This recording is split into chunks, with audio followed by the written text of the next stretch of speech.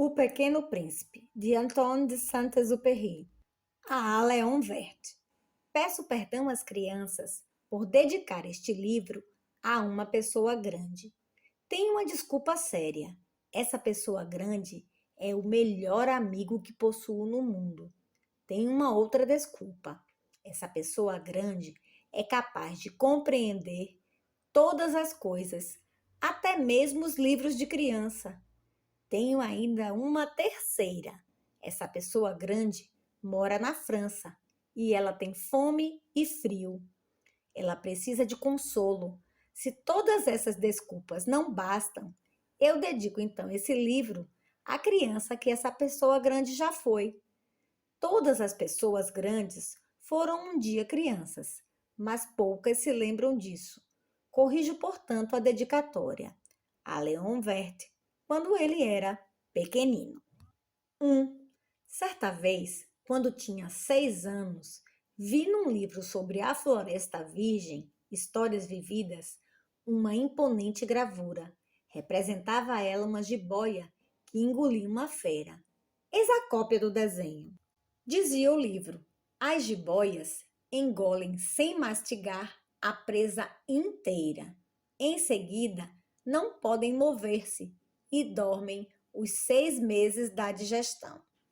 Refleti muito então sobre as aventuras da selva e fiz com lápis de cor o meu primeiro desenho. Meu desenho número 1 era assim. Mostrei minha obra-prima às pessoas grandes e perguntei se o meu desenho lhes fazia medo. Responderam-me: por que é que um chapéu faria medo? Meu desenho não representava um chapéu, representava uma jiboia digerindo um elefante. Desenhei então o interior da jiboia, a fim de que as pessoas grandes pudessem compreender. Elas têm sempre necessidade de explicações. Meu desenho número 2 era assim. As pessoas grandes aconselharam-me deixar de lado os desenhos de jiboias abertas ou fechadas e dedicar-me de preferência à geografia, à história, ao cálculo, à gramática. Foi assim que abandonei, aos 6 anos, uma esplêndida carreira de pintor. Eu fora desencorajado pelo insucesso do meu desenho número 1 e do meu desenho número 2. As pessoas grandes não compreendem nada sozinhas e é cansativo para as crianças estar toda hora explicando. Tive, pois, de escolher uma outra profissão e aprendi a pilotar aviões. Voei, por assim dizer, por todo o mundo. E a geografia, é claro, me serviu muito. Sabia distinguir, num relance, a China e o Arizona. É muito útil quando se está perdido na noite. Tive, assim, no correr da vida, muitos contatos com muita gente séria. Vivi muito no meio das pessoas grandes. Vi-as muito de perto. Isso não melhorou de modo algum a minha antiga opinião. Quando encontrava uma que me parecia um pouco lúcida, fazia com ela a experiência do meu desenho número 1, que sempre conservei comigo. Eu queria saber se ela era verdadeiramente compreensiva, mas respondia sempre: é um chapéu. Então, eu não lhe falava nem de jiboias, nem de florestas virgens, nem de estrelas. Punha-me ao seu alcance. Falava-lhe de bridge, de golfe, de política, de gravatas, e a pessoa grande ficava encantada de conhecer um homem tão razoável. 2. Vivi, portanto, só, sem amigo com quem pudesse realmente conversar, até o dia, cerca de 6 anos atrás, em que tive uma pane no deserto do Saara. Alguma coisa se quebrara no motor, e como não tinha comigo mecânico ou passageiro, preparei-me para empreender sozinho o difícil conserto. Era para mim questão de vida ou de morte. Só dava para 8 dias a água que eu tinha. Na primeira noite, adormeci, pois sobre a areia, a milhas e milhas de qualquer terra habitada. Estava mais isolado que o náufrago numa tábua, perdido no meio do mar. Imaginem então a minha surpresa quando, ao despertar do dia, uma vozinha estranha me acordou. Dizia: Por favor, desenha-me um carneiro. Hein? Desenha-me um carneiro? Pus-me de pé como atingido por um raio. Esfreguei os olhos, olhei bem e vi um pedacinho de gente inteiramente extraordinário que me considerava com gravidade. Eis o melhor retrato que, mais tarde, consegui fazer dele. Meu desenho é, seguramente, muito menos sedutor que o modelo. Não tenho culpa, fora desencorajado aos 6 anos da minha carreira de pintor e só aprender a desenhar jiboias abertas e fechadas. Olhava, pois, essa aparição com os olhos redondos de espanto. Não esqueçam que eu me achava a 1000 milhas de qualquer terra habitada. Ora, o meu homenzinho não me parecia nem perdido, nem morto de fadiga, nem morto de fome, de sede ou de medo. Não tinha absolutamente a aparência de uma criança perdida no deserto, a 1000 milhas da região habitada. Quando pude enfim articular palavra, perguntei-lhe: Mas que fazes aqui? E ele repetiu-me então, brandamente, como uma coisa muito séria: Por favor, desenha-me um carneiro. Quando o mistério é muito impressionante, a gente não ousa desobedecer. Por mais absurdo que aquilo me parecesse a 1000 milhas de todos os lugares habitados e em perigo de morte, tirei do bolso uma folha de papel e uma caneta. Mas lembrei-me então que eu havia estudado de preferência geografia, história, cálculo e gramática e disse ao garoto, com um pouco de mau humor, que eu não sabia desenhar. Respondeu-me: Não tem importância, desenha-me um carneiro. Como jamais houvesse desenhado um carneiro, refiz para ele um dos 2 únicos desenhos que sabia, o da jiboia fechada. E fiquei estupefato de ouvir o garoto replicar: Não, não, eu não quero um elefante numa jiboia. A jiboia é perigosa e o elefante toma muito espaço. Tudo é pequeno onde eu moro. Preciso é de um carneiro. Desenha-me um carneiro. Então eu desenhei. Olhou atentamente e disse: Não, esse já está muito doente. Desenha outro. Desenhei de novo. Meu amigo sorriu com indulgência. Bem, vês que isto não é um carneiro, é um bode. Olha os chifres. Fiz mais uma vez o desenho, mas ele foi recusado como os precedentes. Este aí é muito velho. Quero um carneiro que viva muito. Então, perdendo a paciência, como tinha pressa de desmontar o motor, rabisquei o desenho ao lado e arrisquei. Esta é a caixa. O carneiro está dentro. Mas fiquei surpreso de ver iluminar-se a face do meu pequeno juiz. Era assim mesmo que eu queria. Será preciso muito capim para esse carneiro? Por quê? Porque é muito pequeno onde eu moro. Qualquer coisa chega. Eu te dei um carneirinho de nada. Inclinou a cabeça sobre o desenho. Não é tão pequeno assim. Olha, adormeceu. E foi desse modo que eu travei conhecimento, um dia, com o Pequeno Príncipe. 3. Levei muito tempo para compreender de onde viera. O príncipezinho que me fazia milhares de perguntas não parecia sequer escutar as minhas.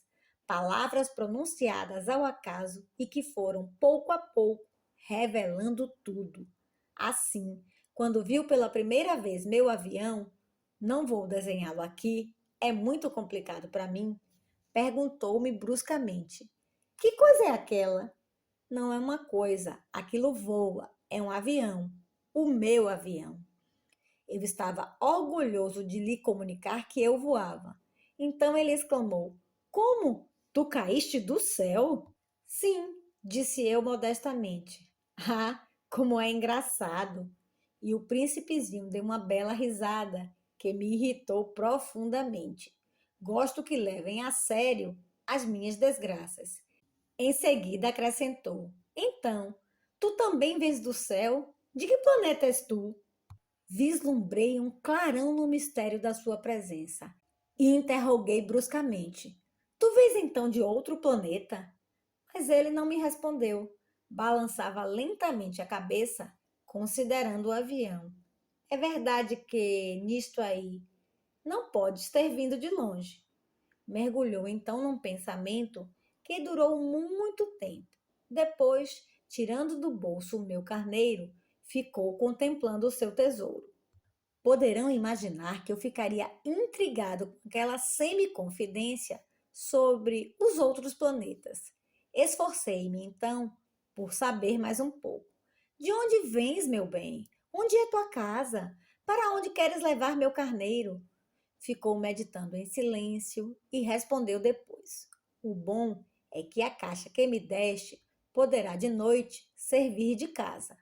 Sem dúvida, e se tu fores bonzinho, darei também uma corda para amarrá-lo durante o dia e uma estaca. A proposta pareceu chocá-lo. Amarrar? Que ideia esquisita! Mas se tu não o amarras, ele vai-se embora e se perde. E meu amigo deu uma nova risada. Mas onde queres que ele vá? Não sei, por aí, andando sempre para frente.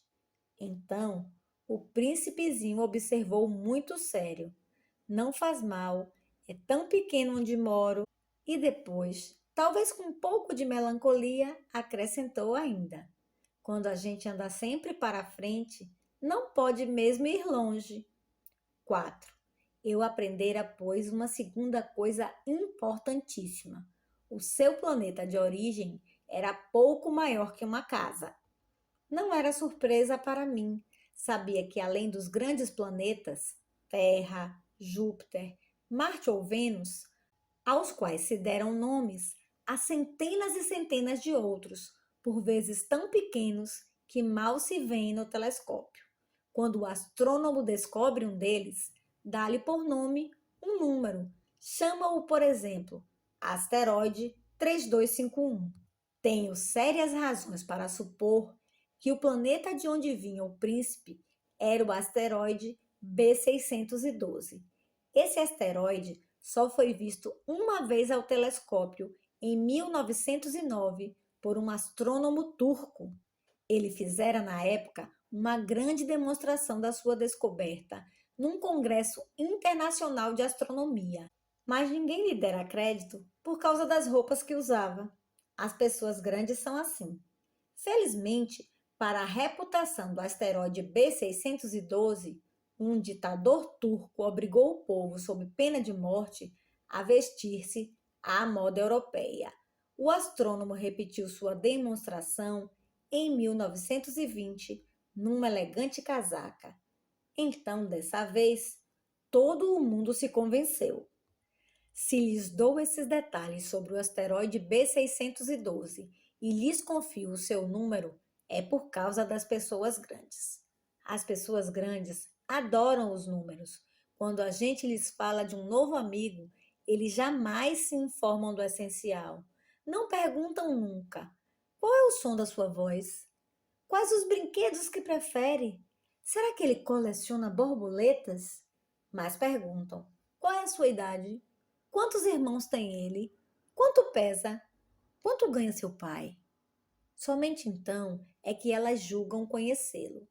Se dizemos às pessoas grandes: vi uma bela casa de tijolos cor-de-rosa, gerânios na janela, pombas no telhado, elas não conseguem de modo nenhum fazer uma ideia da casa. É preciso dizer-lhes: vi uma casa de 600 contos. Então elas exclamam: que beleza! Assim, se a gente lhes disser a prova de que o príncipezinho existia é que ele era encantador, que ele ria e que ele queria um carneiro, quando alguém quer um carneiro é porque existe. Elas darão de ombros e nos chamarão de criança. Mas se dissermos o planeta de onde ele vinha é o asteroide B612, ficarão inteiramente convencidas e não amolarão com perguntas. Elas são assim mesmo. É preciso não lhes querer mal por isso. As crianças devem ser muito indulgentes com as pessoas grandes. Mas nós que compreendemos a vida, nós não ligamos aos números. gostaria de ter começado essa história à moda dos contos de fada. Teria gostado de dizer: era uma vez um pequeno príncipe que habitava um planeta pouco maior que ele e que tinha necessidade de um amigo. Para aqueles que compreendem a vida, isto pareceria, sem dúvida, muito mais verdadeiro. Porque eu não gosto que leiam meu livro levianamente, dá-me tanta tristeza narrar essas lembranças. Faz já 6 anos que meu amigo se foi com seu carneiro. Se tento descrevê-lo aqui, é justamente porque não o quero esquecer. É triste esquecer um amigo. Nem todo mundo tem amigos. E eu corro o risco de ficar com as pessoas grandes, que só se interessam por números. Foi por causa disso que comprei uma caixa de tintas e alguns lápis também. É duro pôr-se a desenhar na minha idade, quando nunca se fez outra tentativa, além das jiboias fechadas e abertas dos longínquos 6 anos. Experimentarei, claro, fazer os retratos mais parecidos que puder, mas não tenho muita esperança de conseguir. Um desenho parece passável, outro já é inteiramente diverso. Engano-me também no tamanho. Ora, o príncipezinho está muito grande, ora pequeno demais. Hesito também quanto à cor do seu traje. Vou arriscando então aqui e ali. Enganar-me-ei provavelmente em detalhes dos mais importantes, mas é preciso desculpar. Meu amigo nunca dava explicações. Julgava-me talvez semelhante a ele, mas infelizmente não sei ver carneiro atrás de caixa. Sou um pouco como as pessoas grandes. Acho que envelheci. 5. Dia a dia, eu ficava sabendo mais alguma coisa do planeta, da partida, da viagem. Mas isso devagarinho, ao acaso das reflexões. Foi assim que vim a conhecer no terceiro dia o drama dos baobás. Dessa vez ainda foi graças ao carneiro, pois bruscamente o príncipezinho me interrogou, tomado de grave dúvida. É verdade que os carneiros comem arbustos? Sim, é verdade. Ah, que bom! Não compreendi logo porque era tão importante que os carneiros comessem arbustos, mas o príncipezinho acrescentou: por conseguinte, eles comem também os baobás? Fiz notar ao príncipezinho que os baobás não são arbustos, mas árvores grandes como igrejas, e que mesmo que ele levasse consigo todo um rebanho de elefantes, eles não chegariam a dar cabo de um único baobá. A ideia de um rebanho de elefantes fez rir ao príncipezinho. Seria preciso botar um em cima do outro. Mas notou em seguida sabiamente: os baobás, antes de crescer, são pequenos. É fato. Mas por que desejas tu que os carneiros comam os baobás pequenos? Por que haveria de ser? Respondeu-me, como se tratasse de uma evidência, e foi-me preciso um grande esforço de inteligência para compreender sozinho esse problema. Com efeito, no planeta do príncipezinho havia, como em todos os outros planetas, ervas boas e más. Por conseguinte, sementes boas de ervas boas, sementes más de ervas más. Mas as sementes são invisíveis. Elas dormem no segredo da terra até que uma cisme de despertar. Então ela espreguiça e lança timidamente para o sol um inofensivo galinho. Se é de roseiro ou rabanete, podemos deixar que cresça à vontade. Mas quando se trata de uma planta ruim, é preciso arrancar logo, mal a tenhamos conhecido. Ora, havia sementes terríveis no planeta do príncipezinho, as sementes de baobá. O solo do planeta estava infestado, e um baobá, se a gente custa a descobri-lo, nunca mais se livra dele. Atravanca todo o planeta, perfura-o com suas raízes. E se o planeta é pequeno e os baobás numerosos, o planeta acaba rachando. É uma questão de disciplina, me disse mais tarde o príncipezinho. Quando a gente acaba a toalete da manhã, começa a fazer com cuidado a toalete do planeta. É preciso que a gente se conforme em arrancar regularmente os baobás logo que se distinguem das roseiras, com as quais muitos se parecem quando pequenos. É um trabalho sem graça, mas de fácil execução. E um dia aconselhou-me a tentar um belo desenho que fizesse essas coisas entrarem de uma vez na cabeça das crianças. Se algum dia tiverem de viajar, explicou-me, poderá ser útil para elas. Às vezes, não há inconveniente em deixar um trabalho para mais tarde, mas quando se trata de baobá, é sempre uma catástrofe. Conheci um planeta habitado por um preguiçoso. Havia deixado 3 arbustos e, de acordo com as indicações do príncipezinho, desenhei o tal planeta. Não gosto de tomar o tom de moralista, mas o perigo dos baobás é tão pouco conhecido e tão grandes os riscos daquele que se perdesse num asteroide que, ao menos uma vez, faço exceção à minha reserva. E digo, portanto, meninos, cuidado com os baobás. Foi para advertir meus amigos de um perigo que há tanto tempo os ameaçava, como a mim, sem que pudéssemos suspeitar que tanto caprichei naquele desenho. A lição que eu dava valia a pena.